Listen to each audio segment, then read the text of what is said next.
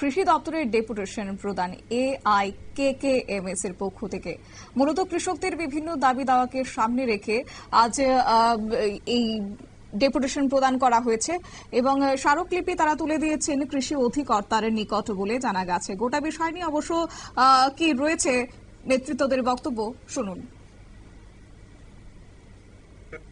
এই যে বড়খন্ড গেল, এই বড়খন্ডে ধান ক্রয় করতে গিয়ে দপ্তর অত্যন্ত বিলম্ব করেছে, যার ফলে কৃষকদের যে ক্ষতির সম্মুখীন হতে হয়েছে, মহাজনের কাছ থেকে চড়া সুদে টাকা সংগ্রহ করে পরবর্তী খণ্ডের কাজ চালু করতে হয়েছে। এই বিষয়গুলি দপ্তর ঠিকভাবে নজর দেয়নি।